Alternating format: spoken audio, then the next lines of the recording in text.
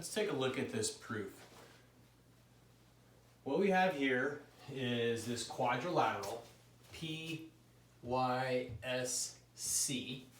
and what we're asking is to show or prove that PYSC is a parallelogram given this triangle is congruent to this triangle and this line segment is congruent to this line segment. Now, I find the better way to do these instead of just jumping in is to really trying to figure out what we're looking for. We're looking to see, is that a parallelogram? Well, what's a parallelogram? So let's start with the definition of parallelogram and see if we can shake out the information from what's given here. So let's take a side note here and take a look, what's a parallelogram? So I'm going to do it over here. I'll try to leave it over here so we can reference it. So parallelogram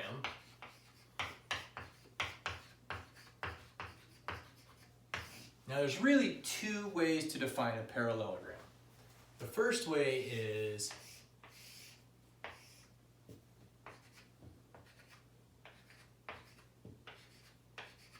this. Opposite sides has two sets of parallel sides, or opposite sides of parallel. So two sets parallel sides. Now this symbol here, the two skis, this means parallel.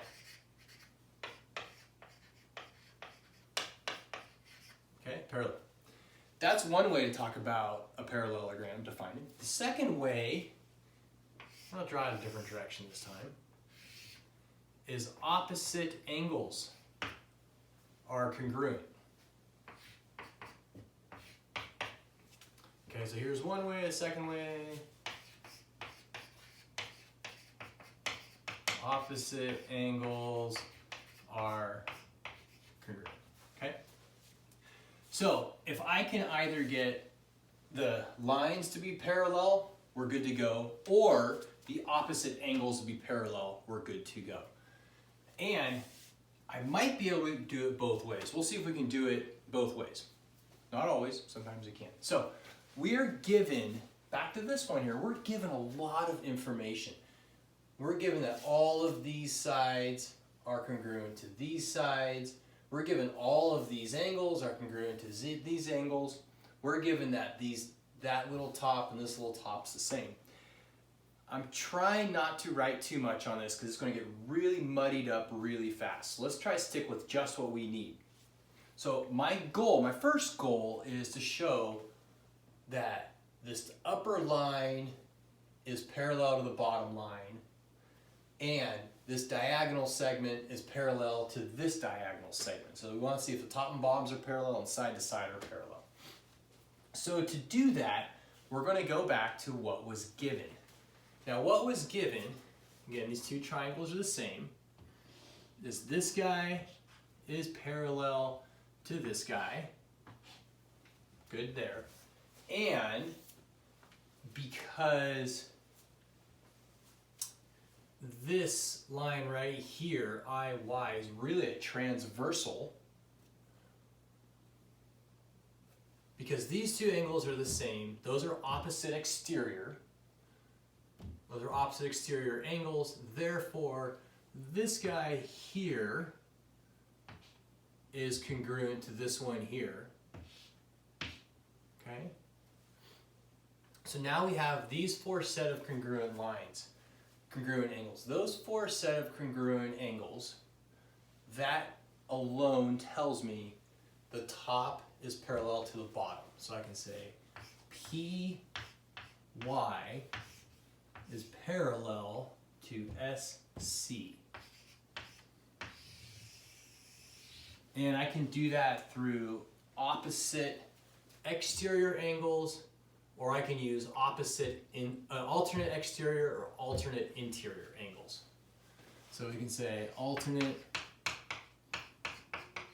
interior angle. Or you can do alternate exterior angles if you wanted to use those two. Okay? So now I have the top and bottom. Let's see if I can get these other sides. So to get those other sides, Let's take a look. Well, this angle is the same as that angle. That's good, right? And we know those are congruent because it was given. And so if these two angles are the same, that's not quite enough yet. We have to go one step further and try to figure out if this one is the same. So I need another angle in here. Well, I know that this angle is the same as this angle.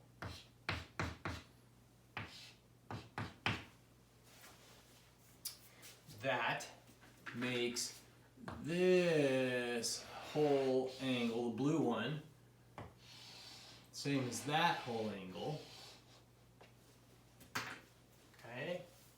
Well, if that angle is, this blue one, is the same as that one, I know that that has to make these two here parallel because they're locked in place with that one. So I'm going to say PCSY, and that is because of, again, alternate interior angle.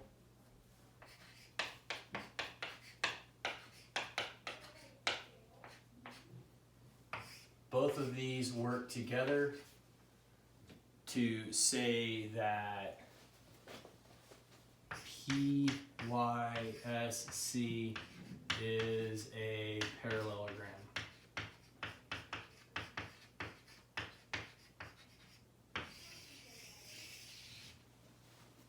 Okay.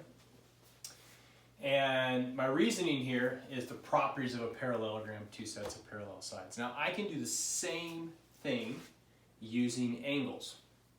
We already saw that angle P is the same as angle S.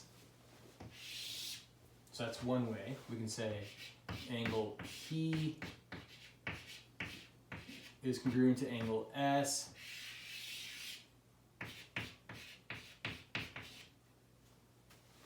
That was given in the triangles CPCTC.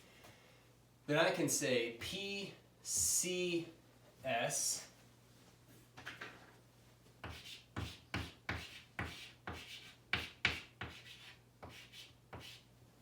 you see PCS is going to be SYH.